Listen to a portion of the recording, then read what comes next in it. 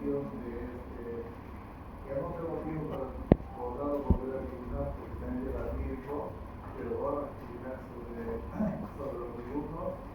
Y lo otro sería la interpretación del electrocardiograma. Para comprender el electrocardiograma deberíamos repasar un poquito el capítulo 10, ¿no? Recordarles que la siguiente semana vamos a dar un examen parcial, o digo un examen escrito del tema 7, 9, 10, 11. Así que en la clase práctica va a ser con la teórica, no creo, porque el tiempo no sé, ya porque también puedo hacer una clase teórica, quién sabe, ¿no? Para así hacerlo más rápido. Pero la siguiente semana todos recibimos la clase teórica o práctica, pero no deben faltar por quejarse. Muy bien, entonces acá tenemos el corazón. Habíamos indicado que el corazón tiene tres tipos de músculo: músculo ventricular, músculo auricular y un tercer tipo de fibras especiales que conducen los impulsos, que son células o fibras especiales de la conducción y excitación de los potenciales de acción. ¿Qué significa eso? Que este tipo de fibras de manera automática va a generar impulsos eléctricos, rítmicos, automáticos y que van a producir una ritmicidad cardíaca. Usted sabe que el corazón late de manera rítmica, ¿no? Luz, luz, luz, luz, luz, luz, luz, luz. Esta ritmicidad se debe sobre todo a este tipo de fibras especiales que tienen pocas miofibrillas, pero sí producen bien los impulsos. ¿Y dónde se generan los impulsos? En el nódulo sinusal. El nódulo sinusal hemos indicado que es una estructura pequeñita de forma elipsoide que mide 15 milímetros de longitud por 3 de ancho y 1 de espesor. Se encuentra, fíjense, en la aurícula derecha, en la pared superior, posterior, lateralizada a la desembocadura de la vena cava superior. Nosotros tenemos la vena cava superior. Bien, entonces los impulsos cardíacos se generan de manera automática en este nódulo, llamado nódulo auriculoventricular, y esta se propaga por todas las aurículas y posiblemente por todo el corazón, pero sobre todo lo hace por las aurículas, ya sea estas fibras se conectan con las fibras musculares auriculares o también se conectan a estas bandas que va de un nódulo al siguiente nódulo. El siguiente nódulo que está dentro de las aurículas es el nódulo auriculoventricular, también llamado de Shokawara, ¿no? Entonces, entre este nódulo y el siguiente nódulo, entre los dos nódulos hay unas bandas, que sería la banda anterior, la banda media y la banda posterior, que discurre por la pared de las aurículas, ¿no? Y conducen los impulsos a 1 metro por segundo. Se llaman bandas internodulares porque va de un nódulo al otro nódulo, internodulares, ¿no? Bien, pero también de este nódulo que se encuentra en la aurícula derecha, también se va a la aurícula izquierda. También se llamará banda o haz interauricular. Entonces ya sabemos, internodulares o interauriculares, los nombres de estas bandas que conducen los impulsos se propagan por todas las aurículas. También hemos indicado que las aurículas se contraen primero que los ventrículos, gracias a esta estructura llamada el haz el nódulo auriculoventricular. ¿Por qué? Porque esas fibras tienen pocas discos intercalados, por lo tanto los potenciales no pasan rápido, acá se enlentecen porque se resisten al paso del impulso, y gracias a esa resistencia, a ese retardo, que es la sexta parte de un segundo, gracias a ese retardo primero se contraen las aurículas de todos los ventrículos, ¿no? De manera perfecta, y eso va a decirnos que las aurículas se consideran como bombas débiles, bombas de este lado, que va a permitir un llenado adecuado de los ventrículos que se llenan con buena presión y bombean adecuadamente, ¿no? Sobre todo el ventrículo izquierdo que bombeará la sangre a través de la arteria pulmonar para toda la circulación sistémica. Y este flujo sanguíneo está con todos los nutrientes para que pueda llegar adecuadamente para todas las células, ¿no? Y no sufran una isquemia. Por lo tanto, el corazón tiene la capacidad suficiente para bombear, pero es una bomba, debe bombear la sangre para todos los tejidos, que no les falte los nutrientes. ¿Sí? Pero este sistema de conducción, una vez que se propaga por todas las aurículas, pasa a los ventrículos. En realidad, las aurículas, o digo las válvulas auriculoventriculares están rodeadas de un tejido fibroso. Ese tejido fibroso también se conoce como barrera fibrosa, que van a impedir que los potenciales de acción pasen directamente a los ventrículos. No puede pasar por ese tejido fibroso. Entonces solamente pasa a través de este manojo de fibras, conocido como asa auriculoventricular o asa His, que mide como 10 milímetros, y cuando penetra en el tabique ventricular se divide en dos ramas. En una rama derecha que se distribuye por todo el ventrículo derecho, y una rama izquierda que también se distribuye por el ventrículo izquierdo. Y el lado izquierdo también hay dos ramas pequeñitas, que sería la rama anterior y la rama posterior. Que cuando estas ramas se bloquean, se pueden bloquear por enfermedades como el Chagas, por ejemplo, que es una enfermedad conocida por una enfermedad parasitaria por el Parasoma cruzi. Carlos Chagas, un brasileño del 1909, descubrió a este parásito, ¿no? Que produce la enfermedad. Y el resto de intermediarios que hablan no es por unos parásitos, ¿no? Estos parásitos que conocen con el nombre popular o nombre común de inchucas o triatoma intesta, triatoma rodney, triatoma astron, que los que ustedes seguramente en parasitología deben estar así de todavía no de conocer, ¿no? Parasitología. Bueno, entonces en el Chagas se pueden dañar estas estructuras. La rama derecha se puede destruir con la rama izquierda o estas ramitas.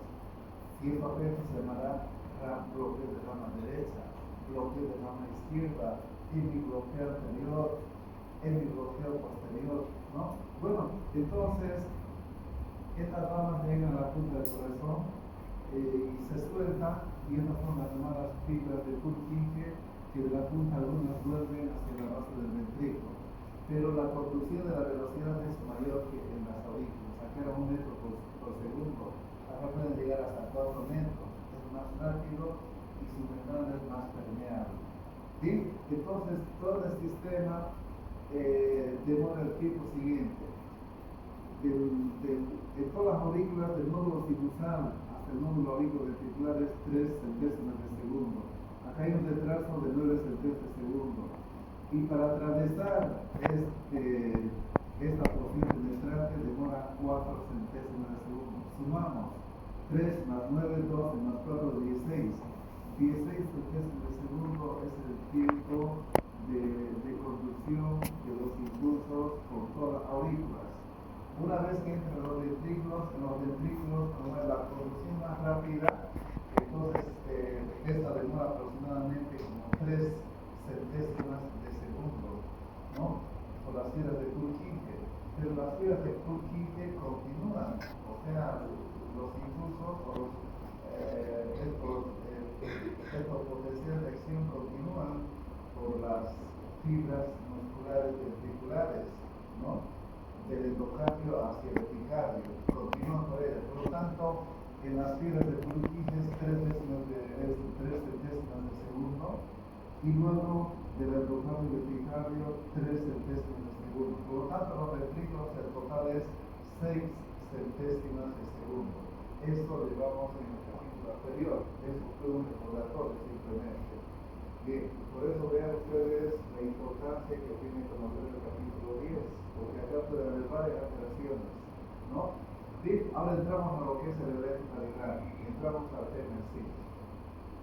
El electrocardiograma es una representación gráfica en un papel milimetrado o en forma digital, pero esta es gracias a la actividad eléctrica del corazón. El corazón tiene actividad eléctrica y todo eso va a ser representada en el electrocardiograma. Por lo tanto, a eso se llama electrocardiograma, ¿no? Pero este electrocardiograma está representada por ondas y las ondas son las siguientes. Acá tenemos la onda P, tenemos en el complejo QRS, estas ondas están sueltas y cuando se juntan se las denomina complejo QRS, cuando están presentes las tres ondas. Y si está solamente dos sería RS, cuando no está presente la onda Q, complejo RS. Y luego tenemos la onda T. Pero, ¿cómo es que ocurre todo esto? Si nosotros sabemos que los potenciales eléctricos que se originan en el nódulo sinusal atraviesan todo el corazón. Una vez que atraviesan el corazón, estos potenciales continúan propagándose por los tejidos adyacentes y finalmente bajan algunas ondas eléctricas van a llegar a la superficie corporal. Y si nosotros colocamos dos electrodos, uno en el lado izquierdo y otro en el lado derecho, en el lado opuesto al corazón, vamos a registrar potenciales eléctricos con diferente voltaje, ¿no? Entonces, esa representación de esta actividad entonces se llama electrocardiograma. Pero ¿cómo se producen estas ondas? Estas ondas se registran de la siguiente manera. Cuando se generan los potenciales eléctricos en las aurículas durante su despolarización antes de la contracción, van a producir la onda P. Por lo tanto, la onda P es una onda que está producida por la actividad de las aurículas cuando se despolarizan, ¿no? Bien, y acá tenemos un retraso en el nódulo sinusal y también para penetrar. Entonces, este pequeño segmento que después lo describiremos es el que va a permitir este segmento. Bueno, continuamos con las ondas. Una vez que los potenciales de acción o los impulsos cardíacos penetran a los ventrículos, entonces estos potenciales eléctricos que se generan durante la despolarización de los ventrículos antes de la contracción, porque primero se despolariza y después se contrae, ¿no? Entonces, cuando se despolarizan los ventrículos, va a producir el complejo QRS, estas tres ondas. Entonces, si nosotros queremos saber cualquier actividad, cualquier alteración, cualquier trastorno del patrón de conducción de los potenciales de acción en los ventrículos, entonces analizaremos e interpretaremos qué está ocurriendo en los ventrículos.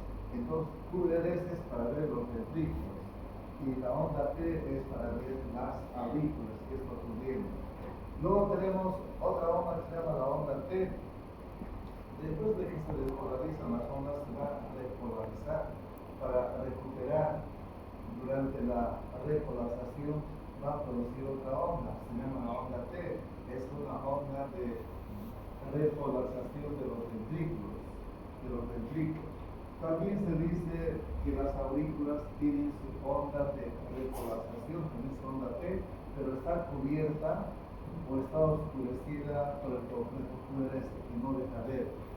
Bien, esas son las ondas. Entonces tenemos ondas de las aurículas, ondas de despolarización de las aurículas y las ondas de despolarización de los ventrículos y las ondas de repolarización. Y este es el sistema, este es el electrocardiograma. Bien, vamos a ver acá nosotros algo para recordar y de manera un poquito más rápida. Vamos a ver una fibra muscular en 4 fases. Que ahí se ven 3, aquí son 4, ¿no? Pero la A, ¿qué significa? Cuando una fibra cardíaca, acá tenemos un electrocardiograma en la parte superior. Cuando una fibra cardíaca, que su parte interna es negativa y en su parte externa es positiva, ya lo saben esto, como hemos visto en el capítulo 7. Entonces, cuando las cargas, positivas de afuera ingresan hacia adentro, entonces despolarizan. Ese cambio rápido, súbito de la carga de negativo a positivo se ha despolarizado, pero esa despolarización es parcial, no es completa, es parcial. Y si nosotros ponemos el terminal negativo del electrocardiógrafo en este extremo y en el lado derecho del positivo, vamos a registrar una onda positiva, esta onda de acá, ¿no? Y luego en la fase B, o en este esquema B, va a haber una despolarización completa, es decir, todo se va a completar. Por dentro se hace todo positivo y por fuera negativo, se ha despolarizado, ha invertido su carga. Pero fíjense, acá es negativo, por lo tanto va a marcar acá negativo. Bien. Luego tenemos la fila muscular en la modalidad C. Y la C, ¿qué significa acá? De que esta fibra vuelve a negativizarse por dentro, se va a polarizar, ¿no? Por dentro, negativo nuevamente. Y por fuera positivo, como solía ser. A eso se llama repolarización, pero es parcial. Y al ser parcial, ¿qué va a producir? Fíjense ustedes, va a producir esa onda. Una onda negativa, ¿por qué? Porque aquí es positivo y acá es negativo en el electrocardiograma. Bien, finalmente va a haber una repolarización total.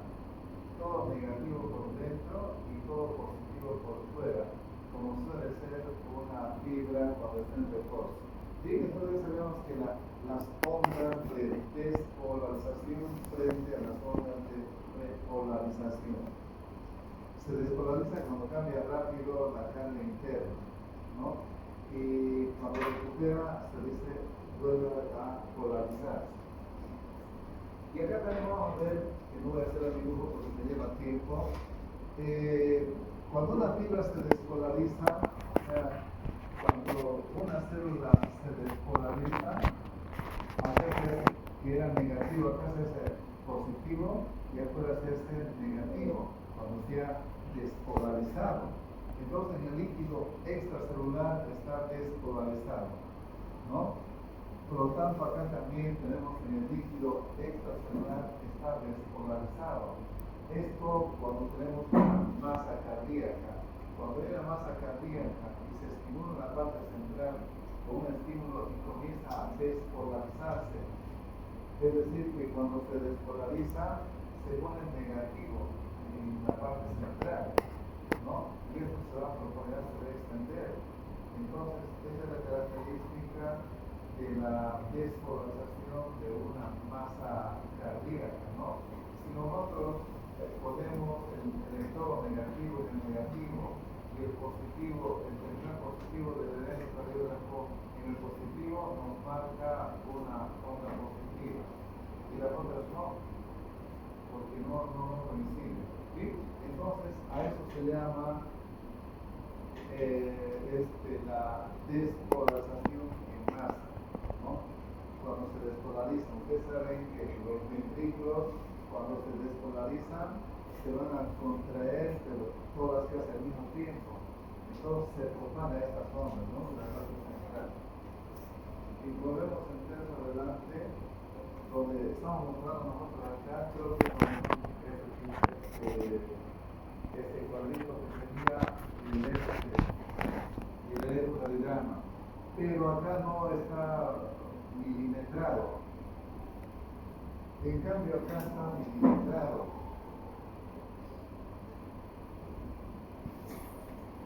Ahí fíjense ustedes. Si se fijan con detalle, un electrocardiograma tiene líneas oscuras y gruesas y tiene líneas finitas y delgaditas y claras que no se distinguen bien, o lo pueden distinguir ustedes, unos cuadros pequeñitos dentro de esas líneas. Fíjense ustedes, esta de acá, esta línea gruesa que ven, y esta otra línea gruesa, entre esas dos líneas hay 5 milímetros. Si ustedes se fijan bien, hay unas líneas delgaditas, se distingue, ¿no? Sí. Ya, esos son los milímetros. Los milímetros. Nosotros vamos a hablar solamente de milímetros, no de las líneas gruesas que están cada 5 milímetros, porque nos vamos a confundir. Lamentablemente esto que hacemos en una clase, y una clase es bastante para poder comprender, ¿no? Y entonces con esa habilidad ahora sí entramos a este electrocardiograma para comprender. Un electrocardiograma habíamos indicado que es milimetrado, por lo tanto tiene ondas, tiene líneas de calibración horizontal y líneas de calibración vertical. Estas líneas de calibración horizontal, son líneas de calibración del voltaje, ¿no? Del voltaje. Entonces acá tenemos entre una línea y otra línea, que es 1 milímetro, tenemos una décima de milivoltio, porque estas son líneas de calibración del voltaje. Pero si nosotros tomamos en cuenta 5 para abajo y 5 para arriba, y las de abajo son negativas y las de arriba son positivas. ¿Por qué? Porque acá tenemos una línea que se llama la línea isoeléctrica, o también llamada línea de base o línea cero. Esta línea isoeléctrica nos permite diferenciar lo que es para arriba es positivo. Entonces, la deflexión de esto hacia arriba es positivo y la deflexión hacia abajo es negativo. Esta línea es una línea neutra, pero es una línea isoeléctrica. ¿Sí? Entonces, ya comprendemos que de la línea isoeléctrica para abajo es negativo, por lo tanto esto es negativo, y de acá para arriba es positivo. Cuando es positivo no se pone ningún signo, se supone que es positivo. ¿Sí? Cada línea de calibración horizontal equivale a una décima de milivoltio. Por lo tanto, 10 décimas hace 1 milivoltio. No confundir una décima de milivoltio con 1 milivoltio. Una décima es la décima parte y 1 milivoltio es un entero, ¿no? Eso no se olviden. Esta es una décima, cada milímetro es una décima de milivoltio y 10 décimas es 1 milivoltio. ¿Sí? Esos serían las líneas de calibración del voltaje. Ahora las líneas de calibración del tiempo serían estas líneas verticales. Y estas líneas verticales son las líneas de calibración del tiempo.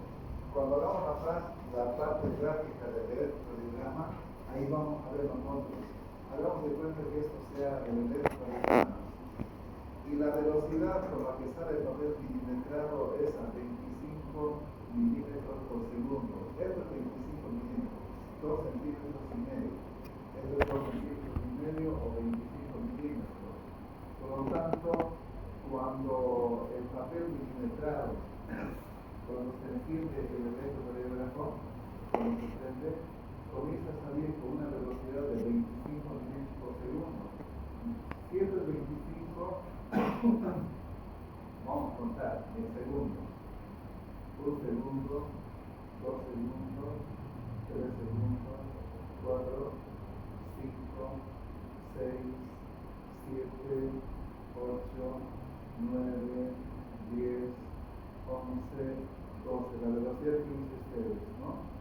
Esa es la velocidad con la que el papel milimetrado sale del electrocardiograma. A esa velocidad, 25 milímetros por segundo. Pero nosotros podemos calibrar a 50 más rápido. Si queremos más rápido podemos a 75. O sea, uno puede determinar cuánto la velocidad, pero el estándar es 25 milímetros por segundo. Esa velocidad. Entonces, acá tenemos 25. Fíjense ustedes, voy a contar en esas líneas de calibración del tiempo en segundos. Bien, acá, 1, 2, 3, 4, 5. Hasta acá hay 5. 1, 2, 3, 4, 5. Acá, 1, 2, 3, 4, 5. 1, 2, 3, 4, 5. 1, 2, 3, 4, 5. Por lo tanto, fíjense que tenemos 5, 10, 15, 20, 25, 25 milímetros, un segundo. Bien, si nosotros dividimos este segundo por cada milímetro nos sabe que mide 4 centésimas de segundo. Entonces, 4 centésimas de segundo por 25 milímetros nos sale un segundo completo. ¿Sí? Entonces, cada milímetro, acá lo voy a ampliar el milímetro, fíjense ustedes, acá tenemos un milímetro. El que quiere entender el electrocardiograma tiene que basarse en el milímetro, ¿ya? Para poder comprender bien. Entonces, un milímetro, hemos indicado que las líneas horizontales determinan el voltaje, que sería una décima de milivoltio las líneas horizontales, que son líneas de calibración del voltaje. En cambio, las líneas verticales son las líneas del tiempo, sería 4 centésimas de segundo, un milímetro. Entonces pondré un milímetro. Un milímetro en voltaje es una décima y el tiempo es 4 centésimas de segundo. ¿Bien? Entonces, esto hay que aprender bien. Dicho esto, vamos a hablar algunas partes importantes que tiene el electrocardiograma. Primero, ya sabemos las ondas, la onda P, la onda Q, la onda R, la onda S, ¿no? Que para abajo es negativo, para arriba es positivo, dependiendo de la depresión. Si la depresión arriba es positivo, si es abajo es negativo. Bien, esas son las ondas, la onda P, la onda Q, R, S, la T. Ahora veremos los segmentos. Los segmentos son aquellos espacios que se encuentran entre una onda y la otra onda. Solo tenemos un segmento en la línea eléctrica. El segmento PQ, porque va desde P hasta Q. Acá tenemos el segmento ST, de este hasta P. Es el segmento ST. Este segmento ST es muy importante. Ustedes, si nos adelantamos un poquito, cuando tenga un paciente que llegue a la emergencia, si llega un paciente de emergencia con un cuadro clínico sugestivo o con un diagnóstico distintivo o sugestivo mejor de un infarto de miocardio, el paciente llega agarrándose en la parte del pecho, tiene dificultad para respirar, tiene un dolor precordial y se puede irradiar, se puede proyectar hacia el miembro inferior, miembro superior izquierdo, puede ir el dolor hacia la parte de la parte cervical o del mentón, ¿no? Bien, entonces tiene dificultad respiratoria, está transpirando, hay una respiración profusa y se vuelve muy ansioso y pálido al paciente. Por lo tanto, uno lo ve y dice a este paciente parece tener un infarto de miocardio, ¿no? Entonces, si nosotros pedimos un electrocardiograma, fíjense ustedes, este segmento ST no está, acá está normal. Acá está el segmento ST. ¿Sí? Pero acá yo lo digo, el segmento ST no va a llegar a la línea eléctrica, está arriba.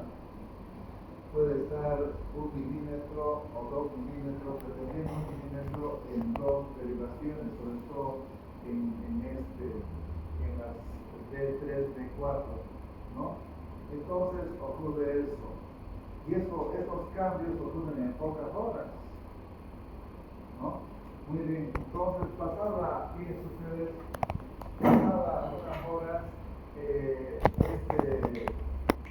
fíjense acá no hay la onda Q acá, en la primera no hay, en la segunda no, en la tercera la onda Q se presente. Y en las demás la onda Q va a ser más de 1 milímetro, ¿no? Entonces esto nos indica de que es también un infarto antiguo que ha pasado ya algunos días, ¿no? Y entonces lo que queremos saber en concreto es que el segmento ST cuando está cuando está desnivelado, cuando hay un supradesnivel, entonces estamos hablando de un impacto.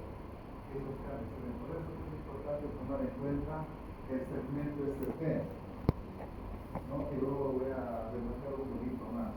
¿Sí? Entonces, eso por ahí el tiempo nos va a faltar para poder explicar eso, por eso me adelanté un poquito. ¿Sí? Entonces, ya hemos visto las ondas, los segmentos. Ahora veremos los intervalos. ¿Qué son los intervalos? Los intervalos son combinación de onda más un segmento, o de varias ondas y varios segmentos. En este caso, ¿qué dicen ustedes?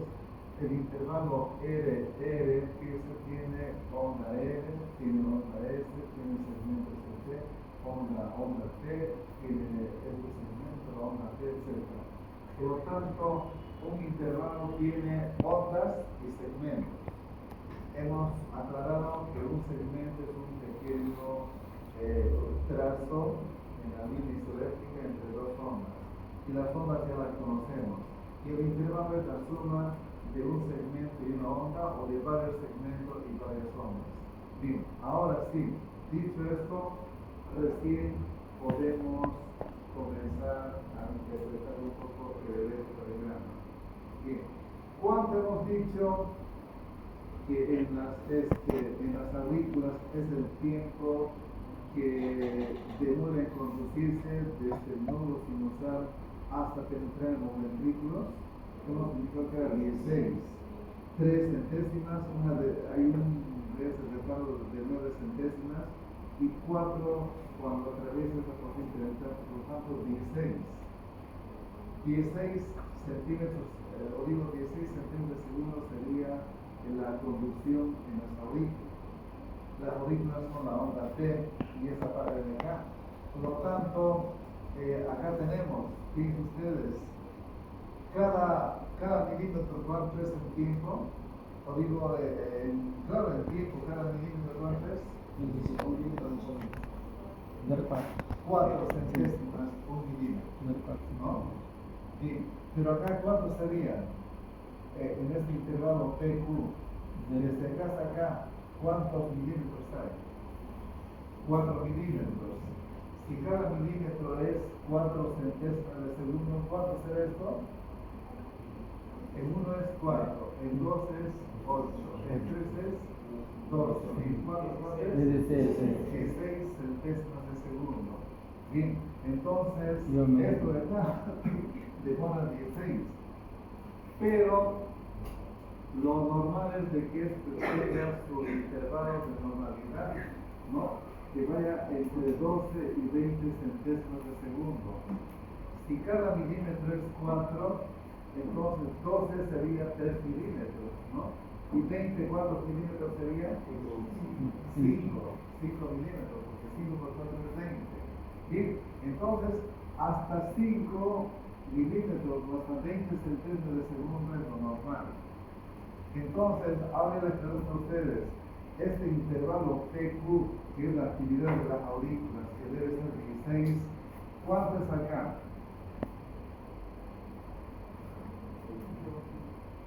Si son 4 milímetros, ¿cuánto es el tiempo? ¿Cuánto es el tiempo? 16 milímetros. Está dentro de lo normal. Pero si este intervalo PQ llegara hasta 6 milímetros, ¿cuánto sería? 24. ¿Será normal? No, ya regresado. A eso se llama bloqueo auriculoventricular, que puede ser de primer grado, puede ser de segundo grado o puede ser de tercer grado. Entonces, si ustedes ven el electrocardiograma en el intervalo TQ y está en 6 milímetros, está en 24 centésimas de segundo, o sea que es un bloqueo. Ustedes dicen esto es un bloqueo. Un bloqueo, si es la aurícula, sería un bloqueo auriculoventricular. De primer grado, de segundo grado o de tercer grado, que eso lo verán más en cardiología. Bien, ahora ya comprendemos ya. Si fuesen 5 milímetros y medio, ¿cuánto sería el tiempo? Muy bien, 22. ¿Será bloqueo? Es un bloqueo. Es como si yo fuese a querer marcar el biométrico y debo llegar en en 20 centésimos de segundo o en 20 segundos para redondear.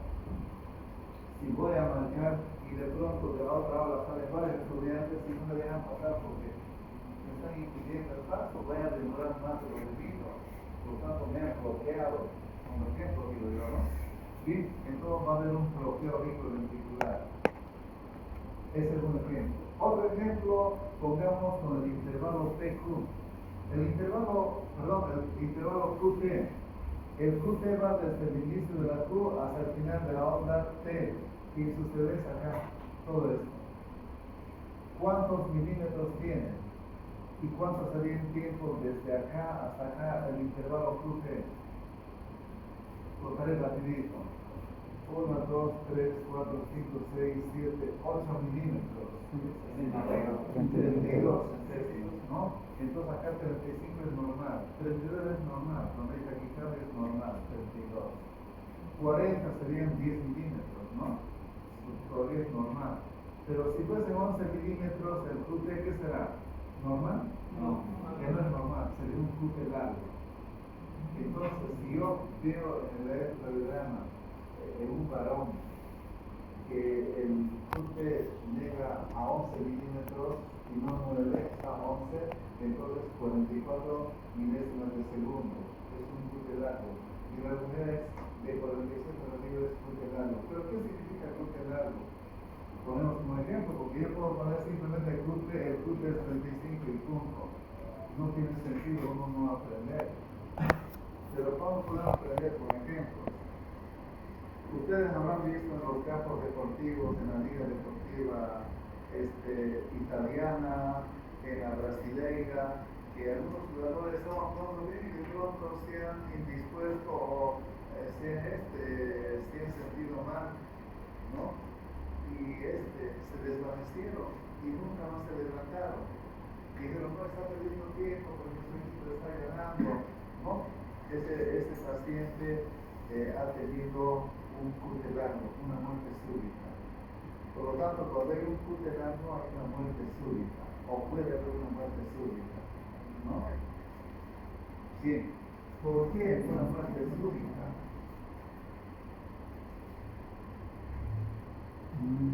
Hay que hacer corazón y otros solitarios, ya no lo veo. Entonces, ¿han visto ustedes algún jugador que se ha desplomado en el campo deportivo y nunca más se levantó? Si buscan, entren al internet y pongan muerte súbita en un campo deportivo. Por ahí ya, muy bien, acá tenemos una fibra cardíaca. Estos son los canales. ¿Qué canales son estos? ¿Se acuerdan? Rápidos de sodio. Estos son de potasio, ¿no? Y estos canales son de calcio. ¿Se acuerdan, no? Muy bien. Entonces, pese a que las fibras cardíacas son pequeñitas, son microscópicas, o se miden en micras, en la membrana celular o en el sarcolemma de la fibra cardíaca hay canales, nosotros tenemos canales, pero hay personas que tienen defectos congénitos de estos canales, se llaman canalopatías, por una mutación congénita. No lo saben que tienen este problema, no saben que tienen canales deformes. Estas canalopatías son como 11 tipos. El tipo 1, tipo 2, tipo 3 son defectos de los canales de potasio, ¿no? Entonces, cuando están sometidos estos que tienen canalopatías a una actividad física intensa o una deshidratación, etc., una alteración hidroelectrolítica, entonces pueden sufrir esta alteración conocida como muerte súbita, ¿no? Bien, entonces la causa es eso, pero también puede haber otras causas. Una de ellas puede ser el uso de fármacos. Durante la época del COVID-19, la pandemia, ¿se acuerdan que se utilizaban algunos medicamentos? ¿Alguien se acuerda? utilizaba mucha citromicina, ¿no? ¿Sí? También se utilizaban otros, por ejemplo,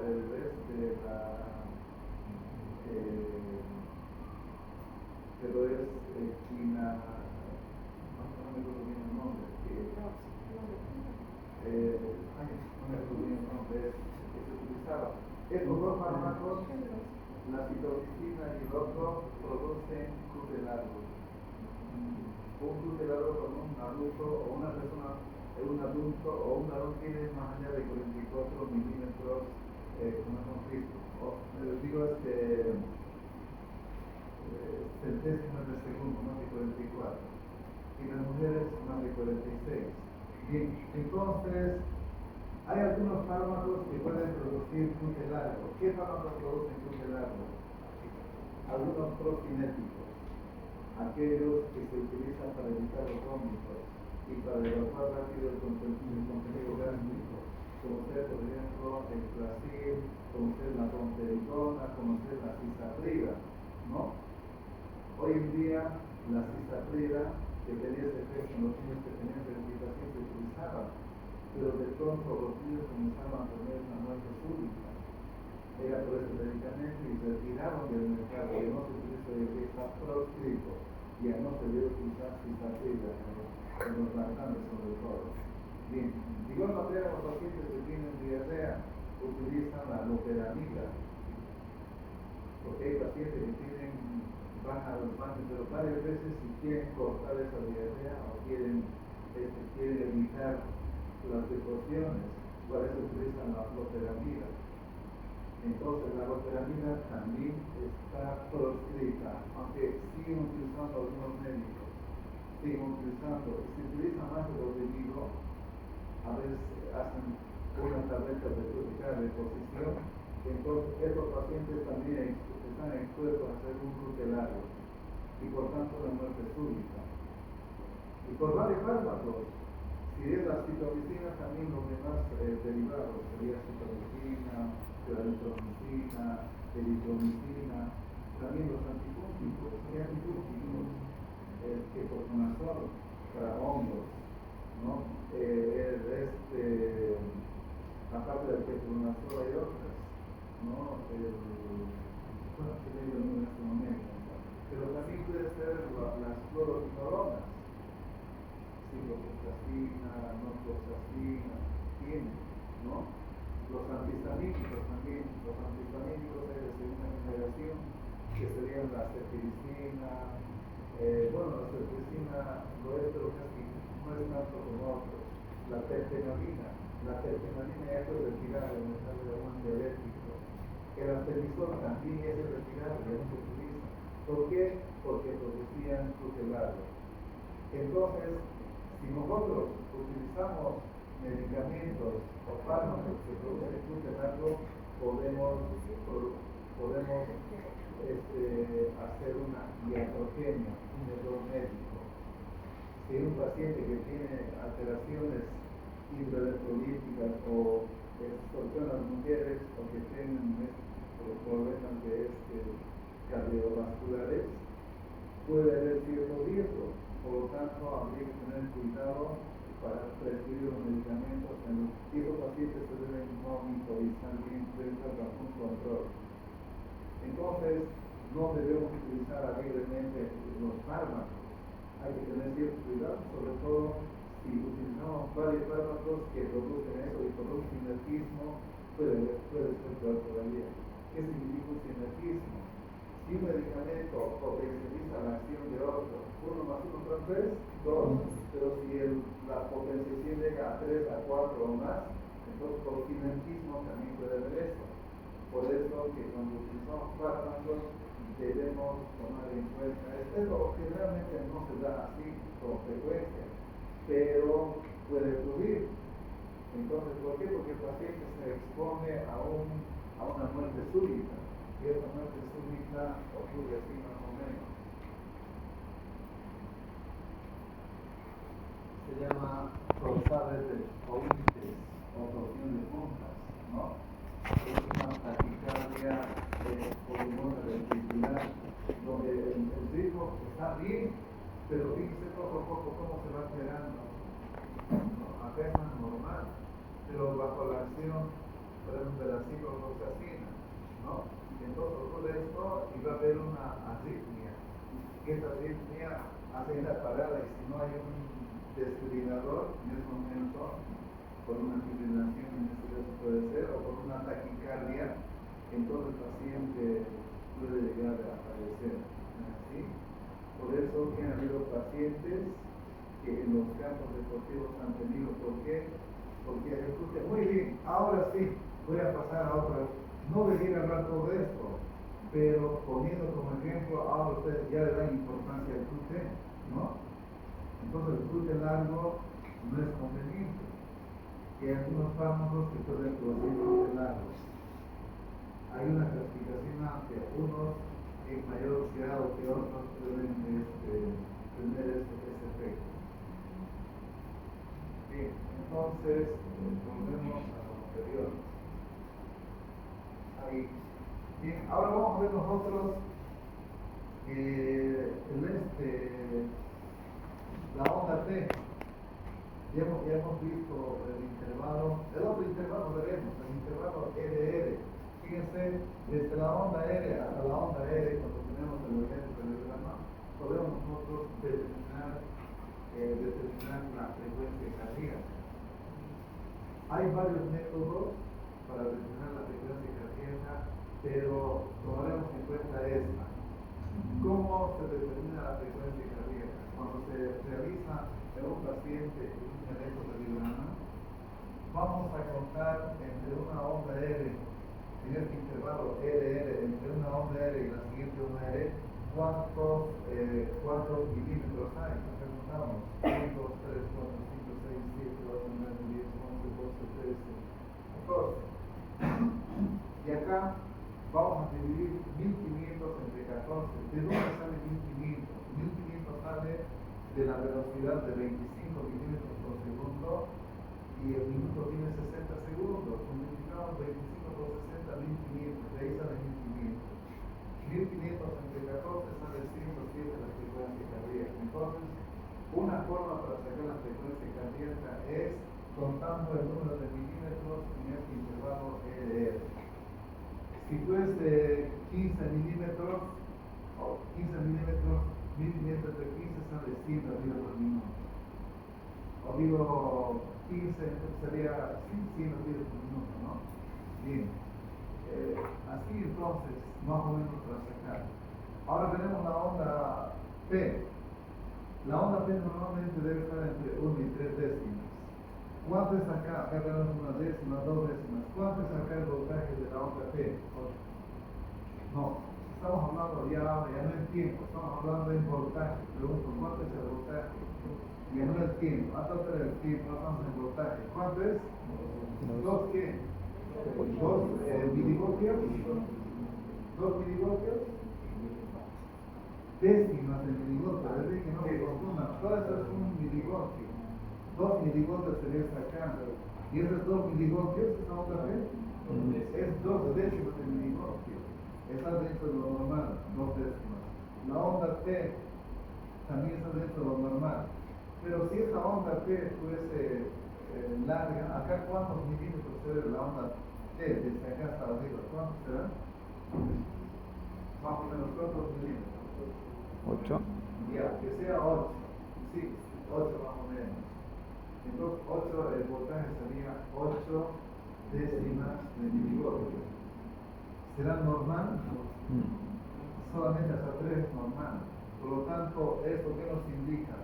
Esto nos indica que el paciente tiene una onda tepicura, o también llamada onda en pinga de campaña. Esta onda significa que hay una hiperpotasemia. También se puede decir hipercalemia, ¿no? Entonces, la hiperpotasemia, y es más fidedigna que la muestra sanguínea tomada para determinar la concentración de potasio. Porque muchas veces en la muestra que uno hace, que toma, puede alterar, puede haber, por ejemplo, una hemólisis. Si hay una hemólisis, ustedes saben que una célula en su interior tiene 150 microondas de potasio, ¿no? ¿Se acuerdan, no? En el ser 150. En el S4.2, cuando una célula se moviliza, entonces el potasio sale y puede salir mala muestra. Por lo tanto, los laboratoristas cuando toman la muestra no deben poner el torniquete demasiado ajustado, no, que la muestra debe ser recogida adecuadamente. Pero esta es más fidedigna, la lectura es mucho más real con el electrocardiograma, con esto, que se llama la onda T picuda. La onda T picuda con certeza nos dice que el paciente tiene una hiperpotasemia, ¿no? Bien, entramos en lo que es la onda, el voltaje del complejo QRS. Para sacar el voltaje del complejo QRS, vamos a tomar en cuenta desde la parte más elevada de la onda R hasta la parte más profunda de la onda S. ¿Cuántos milímetros hay ahí? Agarrate, no me cuánto, aquí abajo de buen cubero. Hay 10 milímetros. Si son 10 milímetros, ¿cuánto será el voltaje? ¿Serán 10 milivoltios? 10 décimas milivoltios. 10 décimas milivoltios, que es igual a un milivoltio, ¿no? Ya, muy bien, un milivoltio. Esto está normal porque está dentro de los límites. El QRS está de 1 a 1.5 milivoltios, está normal. Pero este electrocardiograma que va desde acá hasta acá, de acá a acá hay 10, y en esto ¿cuánto habrá? Dice esto más arriba, pero no tiene espacio. ¿Cuánto? Más o menos. 10. Ya, hagamos de cuenta que sea 20, aquí es un poco menos. 20. ¿Será normal? No. Este es un electrocardiograma de alto voltaje. Esto es normal, pero este es un electrocardiograma de alto voltaje. Y un electrocardiograma de alto voltaje es sugestivo de que el paciente tiene una hipertrofia ventricular izquierda. En el capítulo C hemos indicado qué pasa cuando un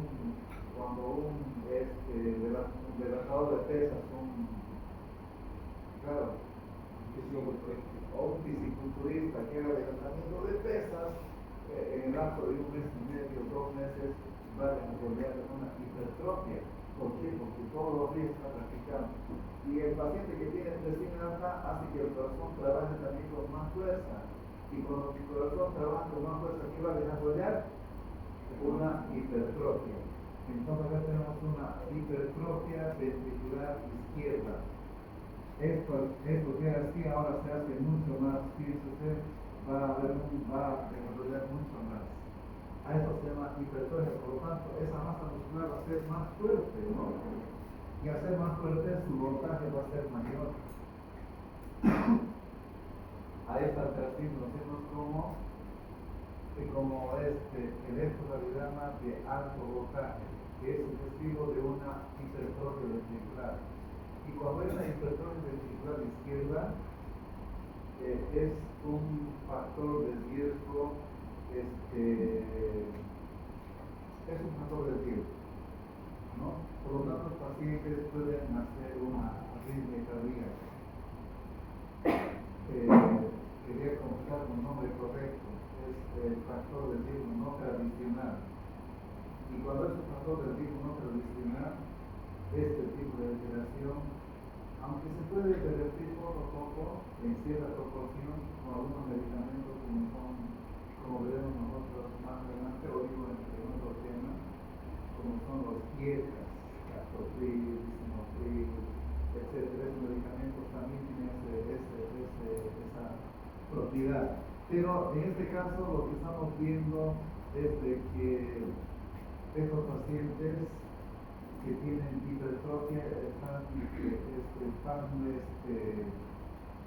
en riesgo de ser arritmias cardíacas o inclusive otras alteraciones, ¿no? Porque el hipertenso también tiene arterias más enduras llamadas arteriosclerosis o placas ateromatomas. Tanto los diabéticos como los hipertensos desarrollan en mayor proporción lo que es la arteriosclerosis. Y los que tienen arteriosclerosis pueden morir por eventos cardiovasculares o por eventos cerebrovasculares o un ictus cerebral. Por lo tanto, es bueno que el paciente controle su presión. La presión a veces el paciente no siente nada. Por eso dice que la hipertensión arterial es el asesino silencioso. No hay ningún síntoma, pero puede provocar daño, ¿no? Bueno, entonces hemos hablado del evento, o digo, de un evento cardiograma de alto voltaje. ¿Y qué pasará si el voltaje es pequeñito?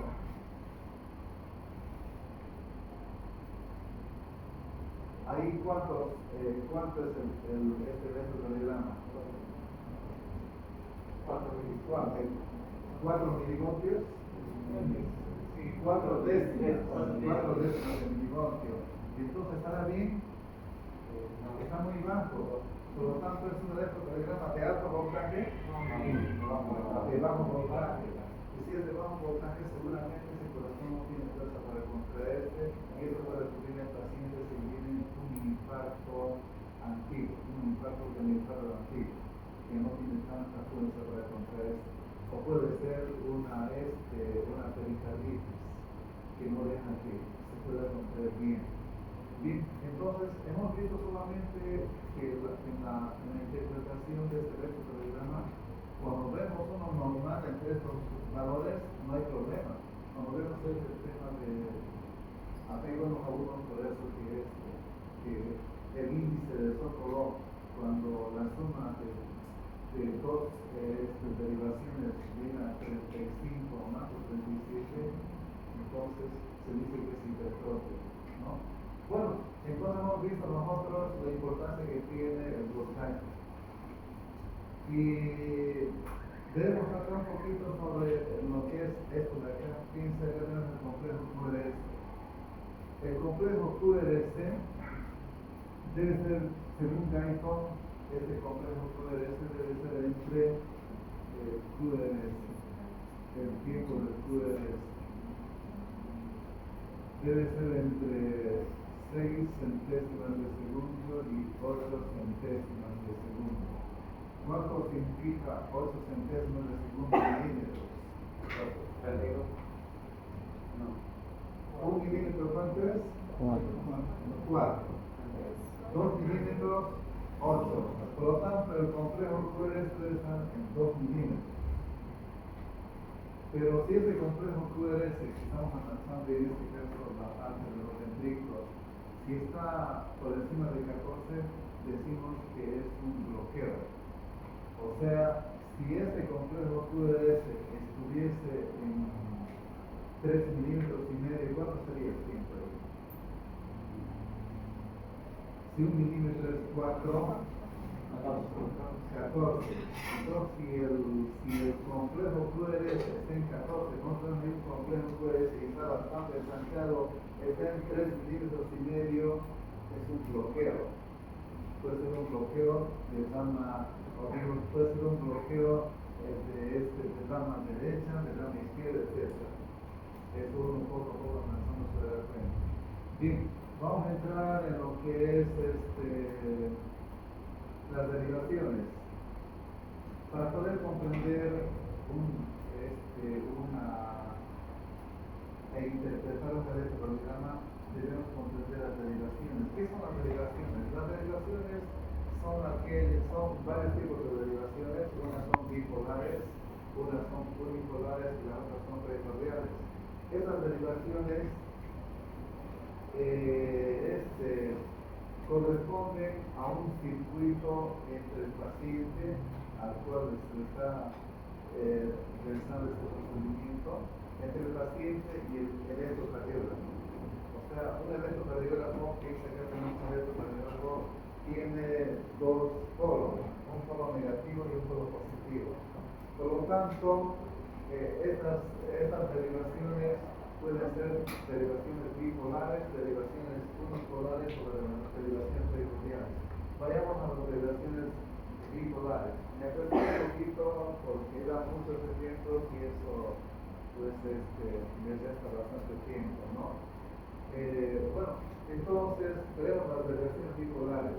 Estas derivaciones bipolares que el paciente con el electrocardiograma toma un circuito y es de la siguiente manera: bipolares, es decir, que el electrocardiograma se obtiene a partir de dos polos, un polo positivo y uno negativo. Entonces, si nosotros en una persona aplicamos o conectamos el terminal positivo, o digo el terminal negativo del electrocardiógrafo en el brazo derecho y en el brazo izquierdo el terminal positivo, como verán acá, fíjense, el terminal negativo conectado en el brazo derecho y el terminal positivo conectado en el brazo izquierdo, vamos a formar un eje conocida como derivación de 1. Entonces acá tenemos la derivación de 1. Bien, la derivación de 2, si volvemos a conectar el terminal negativo en el brazo derecho y el positivo ya no en el brazo izquierdo, ahora en la pierna izquierda, sería derivación de 2. Entonces acá tenemos derivación de 2. Derivación de 3. La derivación de 3 debe ser de color azul.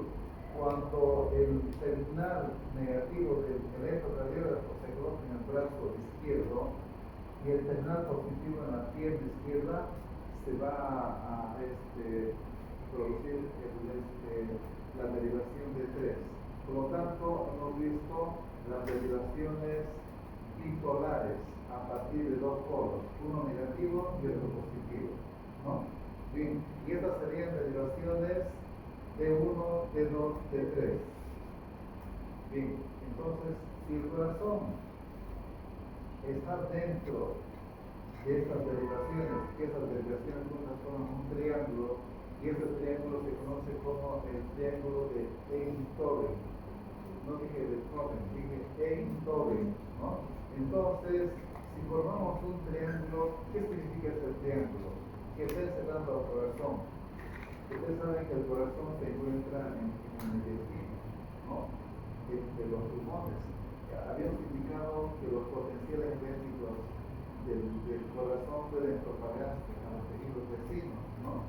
Pero también se van a propagar, como saben, se puede decir, entre los pulmones, y los pulmones tienen aire, por lo tanto el aire es un buen conductor, ¿no? Pero también todas las células están bañadas de líquido extracelular, también el líquido corporal extracelular también es un buen conductor, se va a conducir. Por lo tanto, ¿qué significa el triángulo de Einthoven? Tiene 3 vértices, 2 superiores. Estos vértices son puntos de unión, es un punto de unión entre el brazo derecho y los líquidos que rodean el corazón, al igual que el izquierdo. Es un punto de unión este vértice entre este brazo y los líquidos que rodean el corazón. De igual manera, el contacto en este vértice interior entre la piel izquierda y los líquidos que rodean el corazón van a formar eso, de forma tal que el corazón se encuentra en la parte media. Entonces nosotros podemos captar potenciales eléctricos en cualquier parte del cuerpo, poniendo electrodos, ¿no? Bien, pero sin embargo tenemos una ley que se llama la ley de Einthoven. ¿Y qué significa la ley de Einthoven? La ley de Einthoven nos dice lo siguiente, pero para comprender pondremos valores a cada derivación. A la derivación de uno le pondremos 1 milivoltio, su voltaje. A la derivación de 3 le pongamos 2 milivoltios. Entonces conocemos acá cuánto es el voltaje de la derivación de 1 y de la derivación de 3.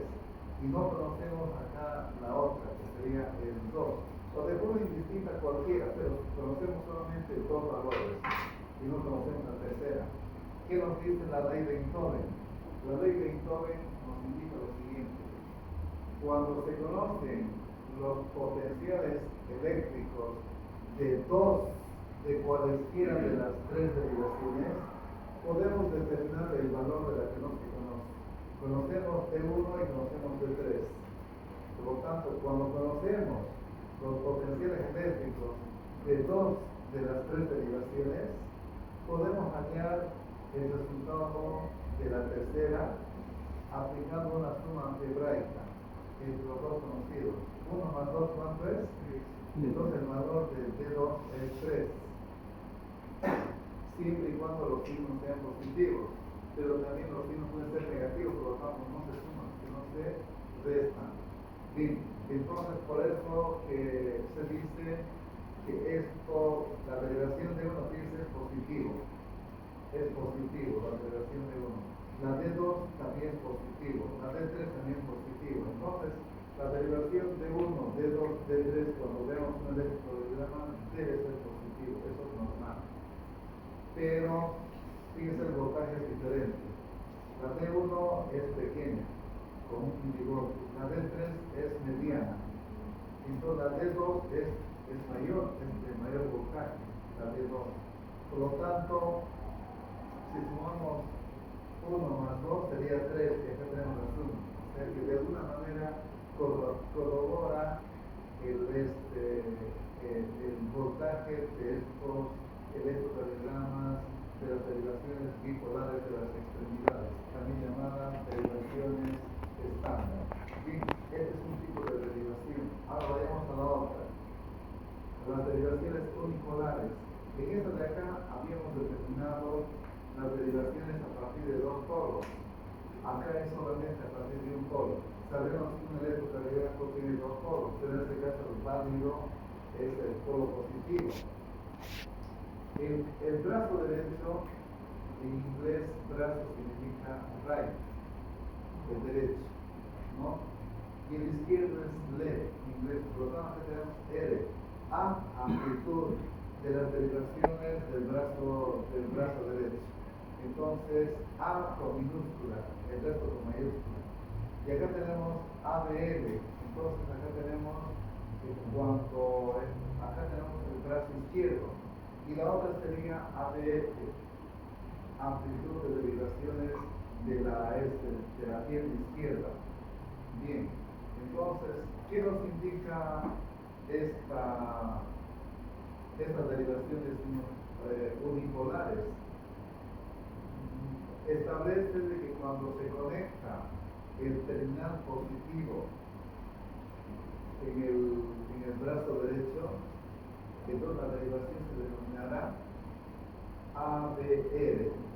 Pero si el terminal positivo, en lugar de estar en el brazo derecho, está en el brazo izquierdo, ¿qué derivación se llamará? ABL. ABR. Y si esta estuviese en el pie, ¿qué será? ABR. Por lo tanto, el positivo está marcando una y las otras son indiferentes. Es decir, ambas conectadas al lado izquierdo, pero lo digo a la derivación negativa. Bien, entonces, en palabras simples, las derivaciones unipolares son determinadas por el terminal positivo. Si es en el brazo derecho, se llama derivación ABL. En el brazo izquierdo, derivación ABL. En la pierna izquierda, derivación ABL. Bien, entramos en las otras derivaciones. Serían las derivaciones precordiales. Pero si queremos nosotros, acá podemos nosotros hacer lo siguiente. Fíjense ustedes, entre las derivaciones bipolares y unipolares, no en estas, entre las derivaciones bipolares y unipolares, me puede engañar en cuál de las 6 derivaciones está el electrocardiograma de mayor voltaje. Me avisan el tiempo, si suena, esto es dentro del tiempo. A ver.